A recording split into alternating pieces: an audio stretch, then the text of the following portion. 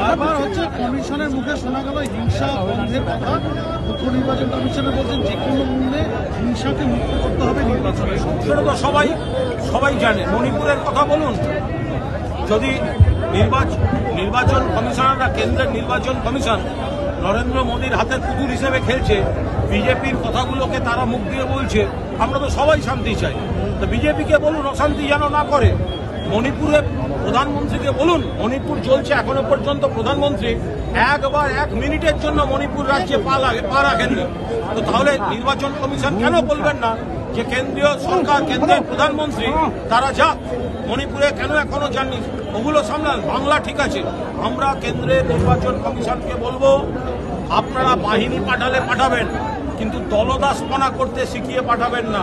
21 সালের শীতলকুচিতে গুলি করে একাধিক ব্যক্তিকে আপনারা মৃত্যুর কোলে ঢলতে বাধ্য হয়েছিলেন। ফলে কেন্দ্রের বাহিনীর বিরুদ্ধে বারবার অভিযোগ আসে যে ভোটারদের ভোটার লাইনে প্রভাবিত করছে, এলাকায় বিজেপির হয়ে কাজ করছে। সেসব যেন না হয়, তাহলে কিন্তু প্রতিবাদ হবে।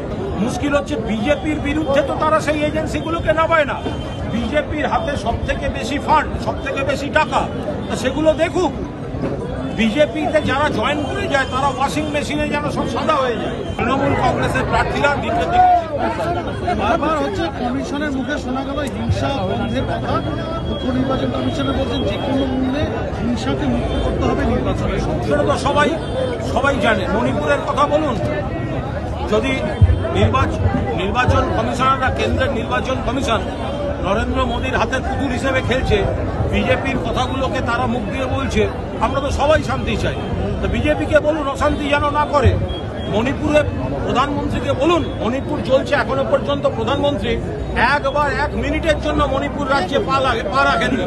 তো তাহলে নির্বাচন কমিশন কেন বলবেন না যে কেন্দ্রীয় সরকার, কেন্দ্রের প্রধানমন্ত্রী তারা যাক মণিপুরে, কেন এখনো যাননি, ওগুলো সামলান। বাংলা ঠিক আছে, আমরা কেন্দ্রের নির্বাচন কমিশনকে বলবো আপনারা বাহিনী পাঠালে পাঠাবেন, কিন্তু দলদাসপনা করতে শিখিয়ে পাঠাবেন না।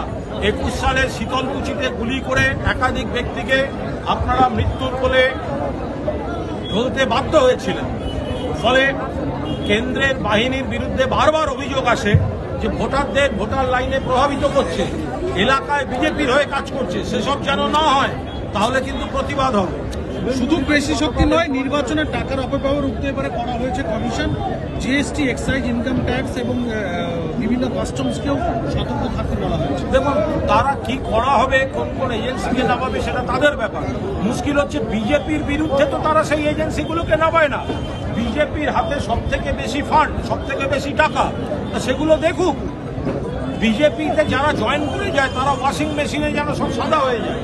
ফলে নির্বাচন কমিশন বড় বড় কথা বলছে, আমরা অমুক টাকা ব্যবহার রুখবো, সিবিআইকে বলবো, ইডিকে বলবো। তা তোমরা তো সঙ্গে সঙ্গে বলে দাও যে বিজেপির বিরুদ্ধে কোনো ব্যবস্থা নেওয়া যাবে। যে কথাটা নির্বাচন কমিশন বলবে সেটা যেন নিরপেক্ষতা বজায় থাকে। বিজেপির শাখা সংগঠনের আচরণ যদি করে তাহলে বাংলার মানুষ ক্ষমা করবে। ট্রেন, বাস বা রাস্তায় নাকাবন্দির মতো নয়, এবার এয়ারপোর্টের নজরদারি কথা বলছে কমিশন। বিশেষ করে যেখান থেকে চার্টার ফ্লাইট হলে যে সমস্ত নেতানেত্রীরা চলে যান সেক্ষেত্রেও নজরদারি। তাহলে তো বিজেপির যে সমস্ত বিভিন্ন রাজ্য থেকে এ রাজ্যে ডেলি প্যাসেঞ্জারি করেছিল 21 সালে, আমরা তো বারবার বলেছিলাম ওগুলোকে তল্লাশি করা হোক। আমরা কিছুদিন আগেও বলেছি কেন্দ্রীয় বাহিনীর প্রোটেকশন যারা পায় তাদের গাড়িগুলো তল্লাশি করা হোক। তা আমরা তো কোথাও তল্লাশি বারণ বলছি না, দরকার হলে আমাদের গাড়িও তল্লাশি করা হোক, কিন্তু কোনো নিয়ম তৈরি করে সেটা বিজেপির ক্ষেত্রে প্রযোজ্য হবে না আর বাকিদের ক্ষেত্রে জোর করে প্রযোজ্য করা হবে, এই জিনিস কিন্তু চলবে না। নির্বাচন কমিশনে এও বলছে কোথাও কোনো চুক্তিভিত্তিক কর্মীদেরকে নির্বাচনের কাজে লাগানো যাবে না, যেক্ষেত্রে বিরোধীরা এর আগেও দাবি করেছিল বিভিন্ন চুক্তিভিত্তিক সরকারি কর্মচারী বা সিভিক ভলান্টিয়ারদেরকে ভোটে না লাগানো।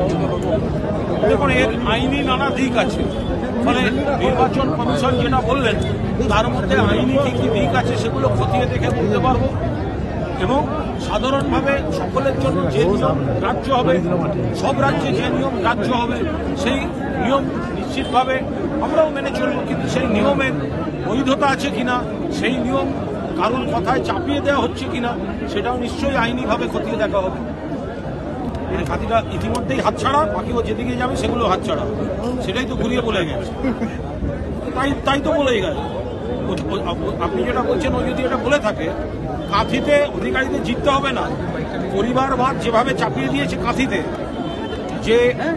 যেভাবে আর একজন, ওরা কি ভেবেছে মানুষ হাতের পুতুল, যে বাড়ি থেকে আর একটা ভাইকে বের করে এনে, যার বিরুদ্ধে শ্মশান চুরি ট্রিপল চুরির অভিযোগ আছে, তাদের এনে বসিয়ে দিল, আর কাঁথির মানুষ সব ভোট দেবেন? পুরনো আদি বিজেপিরা ভোট দেবে? তৃণমূল তো দেবেই না।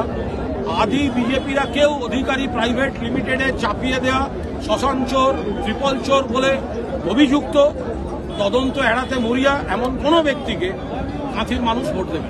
আপনি দাদা আজকে কর্মসূচি করলেন এবং এরকমভাবে দাবি করলেন যে 15-16 ঘন্টার নোটিশে, এই মূলত কারণটা কিছু এখানে হচ্ছে তো এক হচ্ছে কাঁথির প্রার্থীর সমর্থনে প্রচার, উন্নয়নের সমর্থনে। আর যেহেতু গতকাল শুভেন্দু অধিকারী এখানে একটি মিছিল করে এসে এখান থেকে মমতা বন্দ্যোপাধ্যায়ের জখম হওয়া রক্তপাত, তাকে যে অশালীন অসভ্যের মতো অঙ্গভঙ্গি করে আক্রমণ করে গেছে, আমরা তার কড়া নিন্দা কড়া প্রতিবাদ খেজুরির মানুষ করতে চাইছিলেন।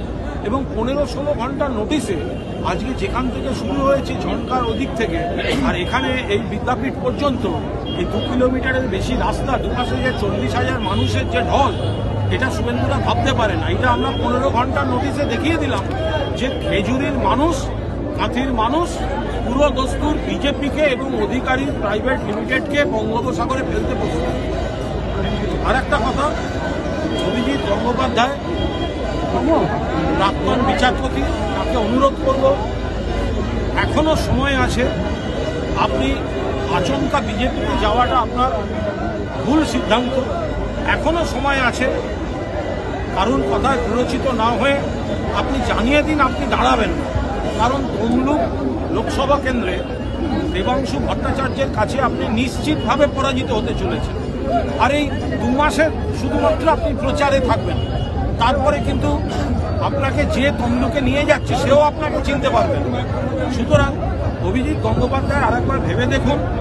আপনি বিচারপতির আসনে বসে বিতর্কিত হয়েছেন, বিচারপতির আসন ছেড়ে রাজনীতিতে এসে বিতর্কিত হয়েছেন, বিজেপিতে জয়েন করে নিন্দিত হয়েছেন, কিন্তু আপনি যদি ভোটটা নিশ্চিতভাবে পরাজিত হতে চলেছেন, সেক্ষেত্রে কিন্তু আপনারা ব্যক্তিগত কোনো মান সম্মান অস্তিত্ব থাকবে না। আপনাকে সামনে রেখে পাটকা খেলতে নামছে, যারা নামছে তারাই, যারা আপনাকে নামাচ্ছে তারা কিন্তু আপনাকে পাশ থেকে সরে যাবে। শুভেন্দু অধিকারী আর একটা কোনো বড় নাম পাশে রাখতে চায় না, ও আপনাকে দায়িত্ব নিয়ে হারাবে। তার সমস্ত কিছু নমুনা দেখা যাচ্ছে। এখনো সময় আছে, ক্যান্ডিডেট লিস্ট ঘোষণার আগে আপনি জানিয়ে দিন যে আপনি প্রতিদ্বন্দ্বিতা করবেন।